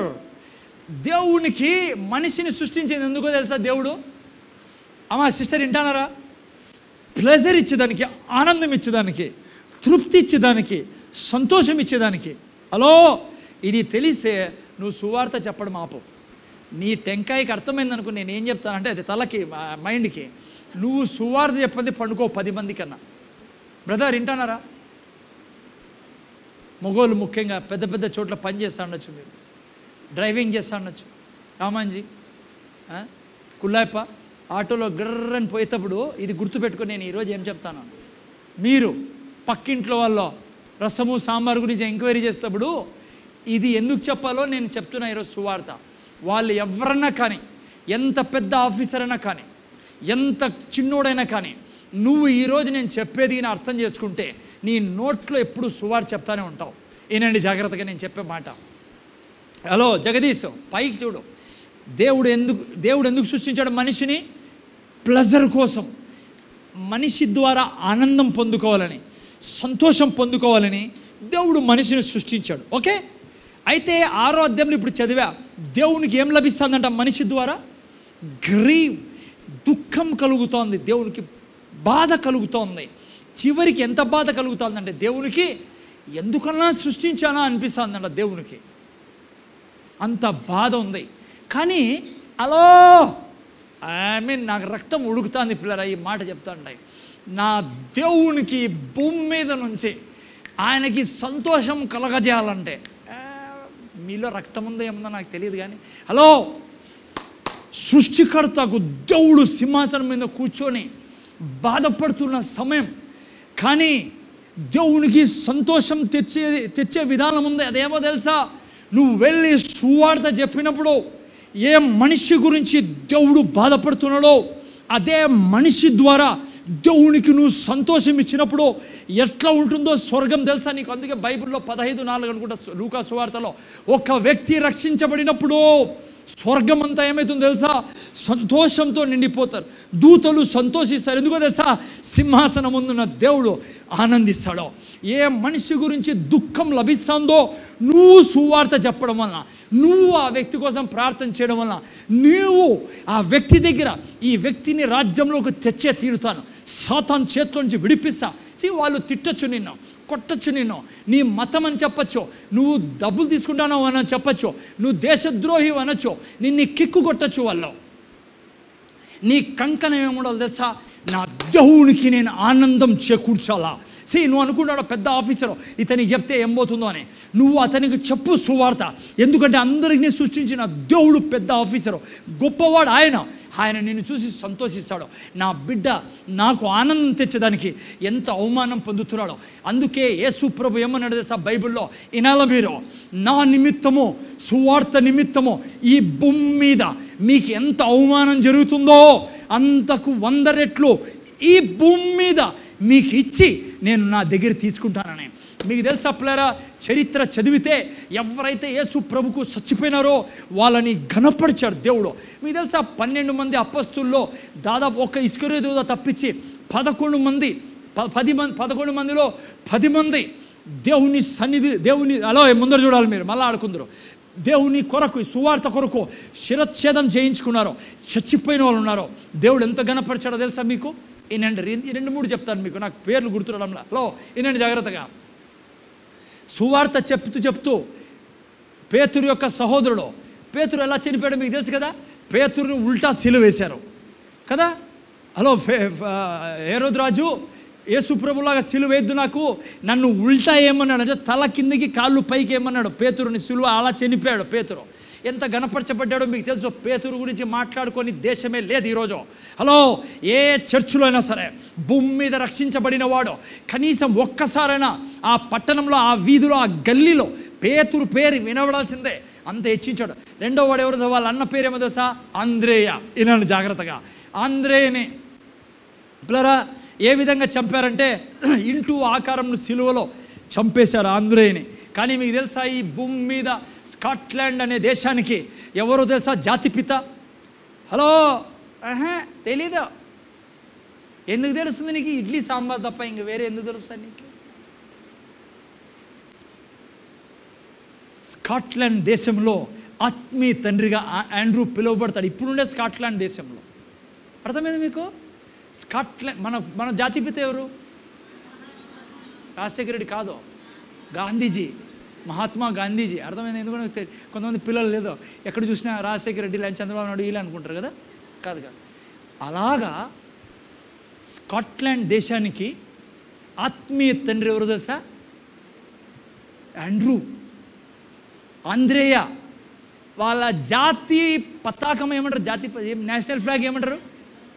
జెండా. వాళ్ళ జెండా మీద ఏం గుర్తుందో తెలుసా? తెలిసింటే ఈ పాటికి ఎంతమంది సువార్త చెప్తా అంటున్నావు కదా. వాళ్ళ జెండా మీద ఉండే గుర్తు ఇంటూ. ఎందుకో తెలుసా? ఆంద్రే అక్కడ శిలువ మీద ఇట్లా ఇంటూ అక్కడ చనిపోగా దేవుడు అన్నాడు, నా కోసం నువ్వు చనిపోయావు, నేను ఈ దేశం భూమి మీద ఉన్నంత వరకు నీ యొక్క మరణమో ప్రపంచం చూసేలా చేస్తానని ఆ జెండా మీద ఆంద్రే బొమ్మ ఉంటుంది. ఆంద్రే ఎలా మరి చనిపోయారు ఉంటుంది. అంతేకాదు ఇంకా ఎవరో బర్తలోమై తద్దయి, అర్మేనియా దేశపు జాతి పిత వాళ్ళు. తెలుసా మీకు పిల్లరా? ఇంకా చాలా ఉంది చరిత్ర. ఎవ్వడు కూడా దేవుడు చెప్పినది అది చేయకపోదు. నువ్వు సువార్త చెప్పేదానికి ఎంత సిగ్గుపడతావు అంటే ఎవడేమనుకుంటారో ఏమో. ఈ ముందర చూడాలి మీరు, కింద చూడొద్దండి. మీరు సైతాన్ పిల్లలు కాదు, దేవుని పిల్లలు. రక్తంతో కడగబడి కొనబడి మిమ్మల్ని నమ్మి దేవుడి భూమి మీద పెట్టాడు. గుండెకి సంతోషం ఇచ్చే జాతి మీది నాది. హలో నువ్వు వాడు చూసి వాడు సార్ పెద్ద ఆయన సార్, ఆయనకు సువార్త చెప్పండి సార్, వాళ్ళు పెద్ద సార్, వాళ్ళు తెల్లబట్టలు వేసుకున్నాడు సార్, వాళ్ళ బంగారు వేసుకున్నాడు సార్, ఆమె పెద్ద ఇది సార్ నాకంటే పెద్ద చదువు. మీకు చెప్తున్నా, ఈ భూమి మీద నువ్వు చచ్చిపోకముందు నువ్వు ఎవడో ఈ భారతదేశం గుర్తు పెట్టుకోవాలంటే, అలా సిస్టర్ ముందర చూడాలి మీరు, నక్షత్ర పైన కూర్చో. దేశం నిన్ను చూసి గుర్తు పెట్టుకోవాలంటే మార్గం చెప్తున్నా నేను మీకు. సువార్త చెప్పేదానికి సిగ్గుపడద్దండి. నువ్వు సువార్త చెప్పేదానికి సిగ్గుపడితే నువ్వు భూమి మీద బతికి వేస్టే. నిజం చెప్తున్నాను నీకు. ఎందుకో తెలుసా? నీ ఎదుటి వ్యక్తి పాతాళానికి వెళ్తున్నా కూడా కేవలం గర్వంతో నేను చెప్తే నా వాల్యూ పోతుంది, నేను సువార్త చెప్తే నాకు చెడ్డ పేరు వస్తుంది అనుకుంటాడో, స్వర్గం నిన్ను చూస్తూ ఉంది. పాతాళం అనుకుంటాంది ఇట్లా వాళ్ళే నాకు కావాల్సిందని. సాతాన్ అంటాడు ఎదవ ఈడేం చేస్తాడు నాకని. హలో, నువ్వు ఎక్కడ పోయినా కూడా సువార్త చెప్పాలా. నిన్ను కిక్కు కొట్టినప్పుడు గుర్తుపెట్టుకో, నేను పైకి పోతానా, నా దేవుడు నన్ను హెచ్చించే సమయం వచ్చింది. నిన్ను ఎంత అవమానపరచబడతావో నువ్వు సువార్త నిమిత్తం, ఎంత చీచి అనిపించుకుంటావో, ఎంత నిన్ను తూతు అంటారో, ఎంత నిన్ను వెదవనుకుంటారో ఈ భూమి మీద ప్రజలు, సువార్త చెప్పడం ద్వారా 100 రెట్లు 100 రెట్లు 100 రెట్లు నీకు ఈ భూమి మీద ఇచ్చే నిన్ను బాక్స్లో పోయేటట్లా దేవుడు చేస్తాడు. ఒకవేళ నువ్వు బాక్స్లో వెళ్ళిపోయాను అనుకో, అర్జెంటుగా ఉంది సార్ నీ దగ్గర రావాలని, నువ్వు వెళ్ళిన తర్వాత కూడా ఈ భూమి మీద జనము నిన్ను గుర్తుపెట్టుకునేటట్లా చేస్తాడు దేవుడు. తెలుసా, లో ఇస్తుంది దేవునికి. ఒక మనిషి రక్షించబడినప్పుడు సింహాసనం మీద దేవుడు కదులుతాడు అనుకుంటా, నవ్వుకుంటూ, నా బిడ్డ నా చేతికి వచ్చాడు. ఎందుకంటే చూడండి, మీకు అర్థమవుతుంది కదా, దేవుడు మిమ్మల్ని మీరు పిల్లల్ని కన్నారనుకోండి, పిల్లన్నో కన్నారనుకోండి, వాడు మహాగుండా, వాడు ఎక్కడ పోయినా ఆడపిల్లలు వెనకాల పరిగెత్తేది, తాగేది, రౌడీ కూనీకోరు అనుకోండి, ఉన్నట్లుండి మంచిగా మారిపోయి సాధువుగా మారిపోయి ఎంతో మంచోడు అయిపోయాను అనుకోండి, భూమి మీద అందరికంటే సంతోషపడేది ఎవరు? నీ గుండెకి స్వర్గం వచ్చినట్లు ఉంటుంది. ఎందులో ఎండమావుల్లో చల్లనీళ్ళు ఇచ్చినట్లు ఉంటుంది నీ గుండెకి. నీ కొడుకు బాగైపోతాయి, నీ కూతురు ఒక దీవెనగా మారుతాయి. అలాగే దేవుడు ప్రతి మనిషిని సృష్టిస్తే సాతాను వాళ్ళని అలా చెడ్డగా తయారు చేసి పెట్టినాడు. కానీ నీ ద్వారా, నువ్వు సువార్త చెప్పడం ద్వారా, నువ్వు దేవుని గురించి మాట్లాడడం ద్వారా ఏమవుతుందో తెలుసా, ఆ వ్యక్తి తన జీవితాన్ని దేవునికి ఇచ్చినప్పుడు నువ్వు బంగారుతో తన్ను సంతోషపెట్టలేవు, వెండితో తన్ను సంతోషపెట్టలేవు. ఎందుకో తెలుసా, అవన్నీ తిరిగి ఇస్తాడు నీకు 100 రెట్లో. కానీ నువ్వు ఒక ఆత్మను రక్షించితే స్వర్గంలో ఉన్న దేవునికి ఏమిస్తాడు? దేవుడు నీకు ఆ ముఖంలో నవ్వును తీసుకొస్తావు. ఎవ్వడూ తేలే. నువ్వు బంగారు ఇచ్చి నకిలీ చేసి నవ్వు ప్రభు అంటే, నాయన మా ఇండ్లంతా బంగారుతోనే చేయబడిందిరా, వజ్రాల్లో నేను కూర్చుంటాను, నీ బంగారుతో నేనేం చేస్తాను రా. అయినా పర్లే, నువ్వు ఒక నెక్లెస్ ఇచ్చావు, 100 నెక్లెస్ వచ్చేటట్లా నేను చేస్తాను, నా రుణం నేను తీర్చుకుంటా. కానీ ఒక ఆత్మను రక్షించినప్పుడు దేవుడు ఏం చేస్తాడు? సింహాసనం మీద ఉండి నవ్వి నవ్వి ఆనందించి దూతలతో ఉంటాడు. చూసావా, నువ్వు అనుకున్నావు వీడు పనికిరానోడని, చూసావా, యేసు ప్రభు, పరిశుద్ధాత్మ దేవుడు మాట్లాడుకుంటారు ముగ్గురు. మీరు ఏం తింటున్నారో, ఏం తాగుతున్నారో, ఎలా జీవిస్తున్నారో కానీ పిల్లరా, సువార్త చెప్పుకోకుండా ఉంటే, నాకు ఈ రహస్యం అర్థమైనప్పుడు కిక్కు కొట్టే జాబుకే, తీసుకో నువ్వే నీ జాబ్ అని వచ్చి అనంతపురంలో పడ్డా మీ ముందర. అర్థమవుతుంది ఎందుకో తెలుసా, అనుక్షణము ఆయన్ని సంతోషపరిచే జీవితం ఇది. సేవకుడు యొక్క సేవకు అంటే మళ్ళీ పాస్ అనుకోద్దండి, మీరు నేను అందరూ ఈ భూమి మీద దేవుడు సంతోషపరిచే పని ఏదైనా ఉందంటే సువార్త చెప్పడం. ఎస్, నువ్వు మంచిగా జీవించడం కూడా ఆనందం ఇస్తుంది దానికి మీ విశ్వాసం. సో అది ఓకే. ఎందుకు ఈ మాటలన్నీ చెప్పానంటే, బలవంతంగా చొరబడుతున్నారంట. ఎందుకంటే వాళ్ళని రానికుండా శత్రువు వేరే రాజు వాళ్ళ మీద ఉన్నాడు. నువ్వు ఆ రాజు నుంచి విడిపించి అసలు సిసలైన రాజ్యంలోనికి రాజు చేతికి అప్పచెప్తున్నావు. ఓకే, సో దీన్ని బట్టి ఏమర్థమవుతుంది? రాజ్యం ఆల్రెడీ వచ్చేసింది. రాజ్యం మళ్ళా వస్తుందనే విషయం కూడా ఇంకో 2 వాక్యాలు చదువుతున్నాను. 2 పేతురు రాసుకోండి, నేను అట్లే చెప్పేసా, టైం తక్కువ ఉంది. 2 పేతురు 1:11 చూస్తే అక్కడేం రాయబడిందంటే, మీరు రాజ్యంలోనికి ప్రవేశిస్తారు అని రాయబడింది. అది చదివినప్పుడు మీకు అనిపిస్తుంది ఏంద్రా రాజ్యం వచ్చిందంటున్నారే, కానీ ఇక్కడ చూస్తే రాజ్యం రాబోతుంది అని రాయబడిందే. ఆ తర్వాత మత్తయి సువార్త 8:11 కూడా మీరు చూస్తే అక్కడ ఏం రాయబడిందంటే, రాజ్యము రాబోతుంది అని రాయబడింది. అమ్మా, ఈ 2 స్టేట్మెంట్లు మీరు చదివినప్పుడు మీకు కన్ఫ్యూజన్ వస్తుంది. ఏమని? వచ్చేసిందా లేకుంటే రాబోతుందా రాజ్యం అని. మా రాజ్యం యొక్క విశేషాలు చెప్తున్నా మీకు మధ్యలో నేను. చాలా విశేషమైన రాజ్యం ఇది. అది ఉందా మీలో, రాబోతుందా? ఓకే, ఇంకోటి వాక్యం మీకు చెప్తాను చూడండి. మత్తయి సువార్త ఇక్కడ కూడా ఏం రాయబడిందంటే, యోహాను సువార్త 18:33 ఇక్కడ కూడా ఆల్రెడీ వచ్చేసిందని రాయబడింది. ఇంట్రొడక్షన్ ప్లారా ఈరోజు. ఓకే, మీరు వినాలా, ఇవి చాలా ముఖ్యమైన విషయాలు చెప్తున్నాం మీకు. మత్తయి యోహాను సువార్త 18:33 నుంచి చూస్తే ఇది బ్యాక్గ్రౌండ్లో ఏమంటే, పిలాతు మరి యేసు ప్రభుని నిలబెట్టింటాడు. పిలాతు గవర్నర్ తీర్పు తీరుస్తూ అంటాడు. ఎవరిని? యేసు ప్రభుని. శిలువ వేసే కార్యక్రమం జరుగుతూ ఉంటుంది. ఈ యొక్క యూదులు యేసు ప్రభుని అప్పజెప్పింటారు పిలాతు దగ్గర, ఊరే క్రాస్ శిలువ ఎక్కించమని. ఆ టైంలో యేసు ప్రభును శిష్యులు మాట్లాడుకుంటా యేసుప్రభును పిలాతు మాట్లాడుతూ ఉంటారు. ఏం మాటలు జరుగుతున్నాయి చూడండి. 35 నుంచి 33 నుంచి. పిలాతు తిరిగి అధికార మందిరంలో ప్రవేశించి యేసును పిలిపించి, యూదుల రాజు నీవేనా అని ఆయనను అడుగగా, అమ్మ ఎవరు అడిగారు? యేసుప్రభు అడిగారు. ఏమన్నాడు? యూదుల రాజు నీవేనా అని అడిగాడు. యేసు ఏమన్నాడు చూడండి, నీ అంతటా నీవే ఈ మాట అనుచున్నావా, లేక ఇతరులు నీతో నన్ను గూర్చి చెప్పిరా? అమ్మా, ఇతరులు నన్ను గురించి చెప్పిరా అన్నాడు. అన్నప్పుడు 35 అందుకు పిలాతు, నేను యూదుడలా నేమి? నీ స్వజనమును ప్రధాన యాజకులను నేను నాకు అప్పగించిరి కదా, నీవేమి చేసితివని అడుగగా, అంటే పిలాతు అన్నాడు, నేనుగా చెప్తానేది మీ వాళ్ళే చెప్తున్నారు, నేను అప్పగించిన వాళ్ళు అన్నాడు. అని ఆ తర్వాత ఏమడిగాడంట, నీవేమి చేసితివని అడుగగా 36 యేసు ఏమన్నాడు చూడండి, నా రాజ్యము ఈ లోక సంబంధమైనది కాదు, నా రాజ్యము ఈ లోక సంబంధమైనదైతే నేను యూదులకు అప్పగింపబడుకున్నట్లు నా సేవకులు పోరాడుదురు కానీ నా రాజ్యము ఏ సంబంధమైనది కాదనను. దీన్ని బట్టి కూడా చూస్తే ఆయన రాజ్యము గురించి మాట్లాడుతున్నాడు, రాజ్యం ఉంది అన్నట్టుగా మాట్లాడుతున్నాడు. ఇక్కడ 2 మాటలు మీరు చూస్తే మీకు నాకు దేవుని బిడ్డలుగా చాలా అవసరం. సువార్త చెప్పే వాళ్ళకి జాగ్రత్తగా వినండి. దేవుని రాజ్యం గురించి మనం వింటాం, సిరీస్ అది. అయితే ఇక్కడ చూస్తే ఒక మంచి మాట యేసుప్రభు అన్నాడు. ఏమన్నాడంటే, నా రాజ్యము ఈ లోక సంబంధమైనది అయితే యూదులకు అప్పగింపబడకున్నట్లు నా సేవకులు పోరాడుదురు. అంటే ఏమో తెలుసా, రాజుతో పిలాపుతో అంటున్నాడు, నా రాజ్యం ఇది కాదు, నాది, నా రాజ్యం నువ్వు అనుకున్నట్లు ఇదైతే శిష్యులు ఏం చేసేవాళ్ళంట, యేసుప్రభు శిష్యులు పోరాడేవాళ్ళు. ఎందుకు మా ప్రభువుని పట్టుకున్నావని వాళ్ళు కొట్లాడేవాళ్ళు, వాళ్ళు కత్తులు తీసుకునేవాళ్ళు. అయితే నా రాజ్యం అది కాదు. ఇప్పుడు నువ్వు నేను అర్థం చేసుకోవాలా, నా రాజ్యం ఏది కాదు, పోరాడే రాజ్యం కాదు.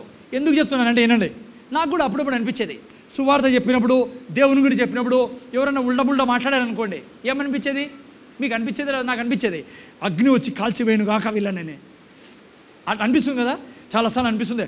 అసలు మన యేసుప్రభు హీరో కదా, వీళ్ళు ఇట్లా మాట్లాడుతున్నారే, వీళ్ళని జీరో చేయొచ్చు కదా. జీరో చేయొచ్చు, కానీ మన రాజ్యం అది కాదే. మన రాజ్యం ఏంటి?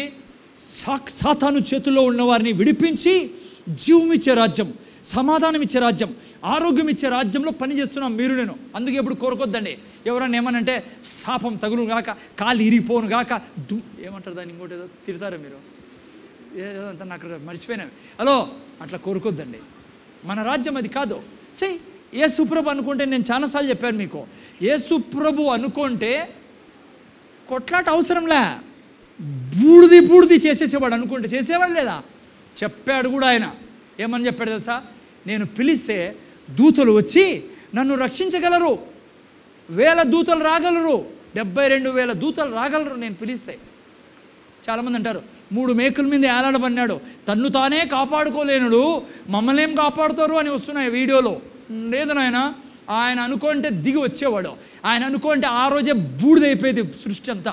ఆల్రెడీ ముంచాడు 6వ అధ్యాయంలో, ఆదికాండం 6వ అధ్యాయంలో దేవుడు ఆయన. అర్థమైందా? ఆయన దిగలే, ఎందుకో తెలుసా, నిన్ను నన్ను కాపాడేదానికి. అందుకే మీరు నేను గుర్తుపెట్టుకోవాలా, ఎంత చెప్పినా లేదంటే మిమ్మల్ని ఏడిపించే వాళ్ళని చూసి, సతాయించే వాళ్ళని చూసి ఎప్పుడు కోరుకోద్దండి, నాశనం అయిపోను గాక.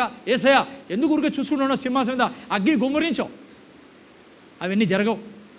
ఆ రాజ్యం కాదు మంది, పగ తీర్చుకునే రాజ్యం కాదు మంది.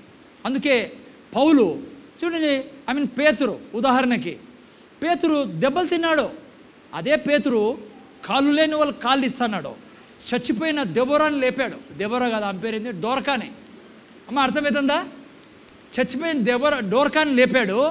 ఇతన్ని కొడతా ఉంటే, కొరడ దెబ్బలు కొడతా అంటే తప్పించుకోలేడా? అదే నోటితో అనింటే, మీరు నాశనం అయిపోదురు గాక, ఇప్పుడే మీ కాళ్ళు చేతులు ఇరిగిపోను గాక నింటే, కాళ్ళు వచ్చినేటివి కాళ్ళు ఇరిగిపోవా? కొంతమందికి అర్థం కాలే, లైట్ వెలగడంలో మీకు. గుడి దగ్గర 40 ఏళ్ళ నుంచి నడసలేదు వాడు, చేతులు కాళ్ళు ఆళ్ళ.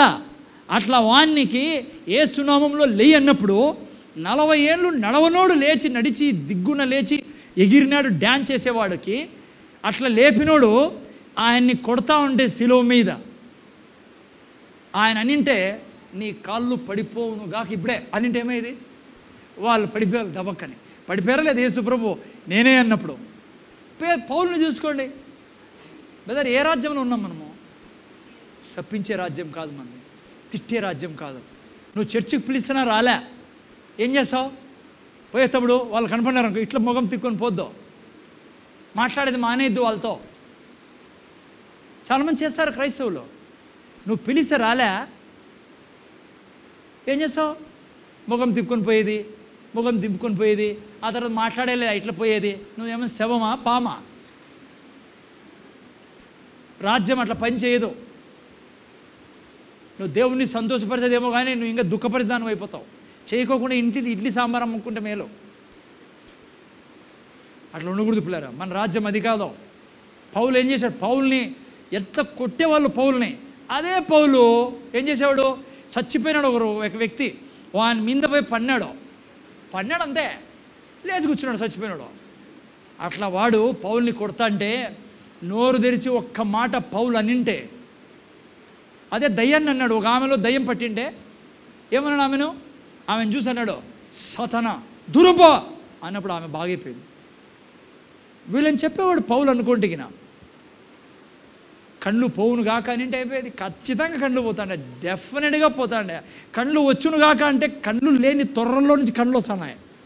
అర్థమైందా మీకు? బైబిల్లో కళ్ళు గుడ్లే లేవు, గుడ్లు పుట్టి బయటకు వస్తా అంటే తిమోతి నువ్వే చెప్పాలా. గుడ్లు బాగా ఉండేవాళ్ళని అన్నాడు అనుకో, నీ కళ్ళు పోవును గాక అనింటే. కానీ రాజ్యం అది కాదే. మా రాజ్యం ఏదో తెలుసా? మా రాజ్యానికి తెలుసు, మీకు నాకు తెలుసు. సాతాను నా బిడ్డని బంధించి పెట్టాడు, ఆ సిస్టర్ని బంధించి పెట్టాడు. వాళ్ళు నన్ను తిడతానారంట, వాళ్ళు నాతో మాట్లాడడం లేదంట, వాళ్ళు నాతో అలిగారంట, నా గురించి వెనకాల చెడు చెప్తున్నారంట. దాని వెనకాల ఉండేది ఎవరు? సాతాను, దురాత్మ శక్తులు వాళ్ళని అలా ప్రేరేపిస్తున్నాయి. నా గురించి చెడ్డ మాట్లాడుతున్నారు, నేను పిలిస్తే రావడంలే, నేను మాట్లాడుతుంటే వింటారు, విని పోయిన తర్వాత మతం మార్చకి వచ్చింది ఈయనకి డబ్బులు ఇస్తున్నారు, అందుకే మొన్న ఫ్రిడ్జ్ కొన్నారు, అందుకే మొన్న కూలర్ కొన్నారు, నాకు తెలిసిలే యాటి నుంచి డబ్బులు వస్తున్నాయో అని నీ గురించి గబ్బులు చెప్తాంది. నువ్వు పోయినప్పుడు సువార్ తింటాంది, నువ్వు పోయినప్పుడు గబ్బులు చెప్తాంది. నువ్వేం చేస్తావు? అట్లనా రండి చూసుకుంటా అంటావా? నో. ఏమన్నా తెలుసా సిస్టర్, నాకు తెలుసు యుద్ధం జరుగుతోంది, యుద్ధంలో విజయం నాదే. ఇదిగో నువ్వు నన్ను ఎంత గబ్బులు చెప్తావో 100 రెట్లు అక్కడి నుంచి నా పేరు హెచ్చింపడుతుంది. రానున్న దినాలు తొందరలోనే, చెప్పకూడదు, తొందరలోనే ఏమవుతుంది తెలుసా? నువ్వు ఎవరి మీద చేయి పెట్టినా వాళ్ళు రోగులు బాగైతేట చేస్తాడు దేవుడు. అప్పుడు ఏమవుతుంది చెప్పు? ఈ అక్క, నిన్ను గబ్బు లేపిన అక్క ఏం చేస్తుందో తెలుసా? నీ శిష్యురాలుగా అయిపోతుంది. నువ్వు అర్థం కావాలని చెప్తున్నా. శిష్యురాలుగా అయిపోయి, అక్క ఈరోజు ఆ వీధికి వెళ్దాము, నీ బైబిల్ ఈ అక్క నేను పట్టుకుంటా. ఎందుకంటే ఈ అక్కకి అప్పుడే కారు దొరికింది. ఈ అక్క చేతిలో పెద్ద వాళ్ళు ఫోన్లు వస్తున్నాయి, పదాంపా ఎమ్మెల్యే పిలుస్తున్నాడు, వాళ్ళ అమ్మకు బాగలేదంట, నన్ను రమ్మన్నాడు ప్రార్థన చేసేకి, పదాంపా అక్క అంటుంది ఈమె. నువ్వు అంత పైకి పోకముందే ఈ అక్కతోనే యుద్ధం చేస్తాను, నా గురించి ఇట్లన్నావంట, నువ్వు మాట్లాడినావంట, ఈ ఆడ చూసినా నీ పేరు కంపు అయిపోతుంది. ఎందుకంటే నువ్వు కొట్లాడతావు, సైతాన్ అంటాడు, కొట్లాడో, నీ గబ్బు లేపుతాంది, కొట్లాడో. 4 దిక్కుల నుంచి మనుషులను తీసుకొస్తాడు. నువ్వు కొట్లాడి బైబిల్ నువ్వు కూడా పక్కన పెట్టి, నువ్వు కూడా ఇంకా వాళ్ళలో కలిసిపోయి ఎవరన్నా యేసుప్రభు నీకు సువార్త చెప్పారు రాలండి. మళ్ళీ నువ్వేమంటావు తెలుసా? ఏందో బ్రదర్ ఈ మధ్య చర్చికే రాబుద్ది కాదు బ్రదర్, ఎందుకంటే ఏం ప్రార్థన చేసినా రా జవాబు. చూసావా ఈ రాజ్యం ఎట్లా పనిచేస్తుంది సిస్టర్? అర్థమైందా మీకు? రాజ్యం పనిచేసే విధానం తెలుసుకోలేరా మీరు? ఒక సిస్టర్ అయింది, రాలే సిస్టర్ పాపం ఈరోజు, బ్రదర్ చర్చికి రాబుద్ది కావడం లేదు బ్రదర్. ఎందుకు సిస్టర్? ఎందుకు తెలుసా? యేసు ప్రభు నాకు ఒకసారి కూడా కలపలేదు. ఏదన్నా సమస్య చెప్తే పరిష్కారం ఉంటుంది, కానీ నేను ఏం పరిష్కారం వెళ్ళదు. ప్రభువా ఏం ప్రయోజనం బ్రదర్? ఎన్నిసార్లు వచ్చినాను నేను, ఒక్కసారన్నా యేసు ప్రభు కనపడాలంట ఈమెకి.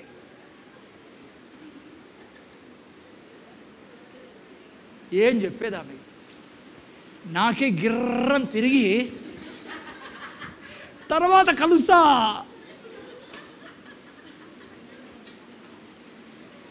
మళ్ళా నేను కూర్చొని ప్రభువా ఇది ఎక్కడ ప్రాబ్లం ప్రభా? నువ్వు చూస్తే ఆడ జవాబు ఇలే, నేను నీకు పిలుస్తానే కూడా ఏం చెప్పలే, నేను ఏం చెప్పాలో తెలీదు. ఫస్ట్ టైం ఈ క్వశ్చను ఎవరైనా అడిగారా మీకు? ఎన్నిసార్లు చర్చికి వచ్చాను బ్రదర్, ఎన్నిసార్లు ప్రార్థన చేసుకున్నా ఒక్కసారైనా కనపడాలా వద్దా ఆయన? ఎవరు? నేను కాదంట, సాక్షాత్వాన్ని దిగాలంట ఇడ. ఇదిగో ఐఎమ్ జీసస్ అని. ఏం జవాబిస్తాను? ఈ రాజ్యంలో అది జరగదు తల్లి. వినాలి మీరు. చాలామంది అడగచ్చారు. నేను ఇదే ప్రార్థన చేస్తున్నప్పుడు దేవుడు నాకు ఒక జస్ట్ థాట్ ఇచ్చాడు. ఆలోచించండి, ఈ విధంగా తీసుకుందాం దీన్ని, మీరు అర్థం చేసుకోవాలి. బైబిల్ చెప్తుంది దేవుడు విశ్వాసంతో సంతోషిస్తాడని. అంటే ఆయన మాటలు చదివి ఆయనే మాట్లాడుతున్నట్లుగా తీసుకొని ఆయన చెప్తున్నాడు కదా అని చేస్తే ఆయనకి సంతోషం అంట. ఆయన ఎదురొచ్చి నిలబడి చెప్తే అప్పుడు చేస్తే ఆయనకి సంతోషం ఉండదంట. ఆయన రాసిచ్చిన మాట, రాపిచ్చిన వాక్యం విని దాని ప్రకారం చదువుతూ ఉంటే, చేస్తా ఉంటే సంతోషం అంట దేవునికి. చిన్న ఉదాహరణ ఇస్తాను మీకు, ఇది అర్థమయ్యేదని. సపోజ్ నాకు కొడుకున్నాడు, తెలుసా మీకు ఉన్నాడని? అంటే ఎవడు కనపడరు కదా సార్, మీరు అనాథలు అనుకుంటున్నారా? లేదు, ఉన్నాడు. అదే జాగ్రత్త. ఇప్పుడు నా కొడుకున్నాడు, నేను పొద్దున్నే లేచి వాడి బెడ్ దగ్గరిపోయి లేరా అన్నాను అనుకోండి, లేచినాడు. మళ్ళీ కొంచెంసేపు పోయి పండ్లు తిక్కరా, నేను కనపడి అర్థమైంది ఏడిపోయేది, హలో పోయి అని అనుకోండి, నేను ఊడిపోయినట్లుంది. సరే జాగ్రత్త ఉండట్లేదు, అదే మైక్ ఉందా, అయిపోతే చెప్పు తల్లి, ఇది ఆడని కింద పడిపోయాను ఇంటన్నారా. నేను పోయి మళ్ళీ కొడుకు దగ్గర లేరా అన్న, లేచినాడు. మళ్ళీ కొంచెంసేపు పోయి పనులు దిక్కురా అన్న, పనులు దిక్కినాడు. మళ్ళీ కొంచెంసేపు పోయి బట్టలు వేసుకురా అంటే బట్టలు వేసుకున్నాడు. మళ్ళీ కొంచెంసేపు పోయి తినరా అంటే తిన్నాడు. తింటా దోశ తిను, చట్నీ వేసుకో, అది వేసుకో అని చెప్తానే ఉన్నాను అనుకో నిలబడి. అదంతా అయిపోయినాక మళ్ళీ తిన్నావా, బ్యాగ్ వేసుకో, సంఖలో బ్యాగ్ వేసుకుంటాడు. నేను కనపడి చెప్తాను అన్ని, పలా లెఫ్ట్ రైట్ అని పో అని వాడు పోతానాడు. ఆడపోయి రిక్షాలో కూర్చున్నాడు. ఆడపోయి బస్సులో. ఎట్లుంటుంది జీవితం నాది? నాకు నా కొడుకు రిలేషన్ ఎట్లుంటుంది మీకు అర్థం కాలేదా?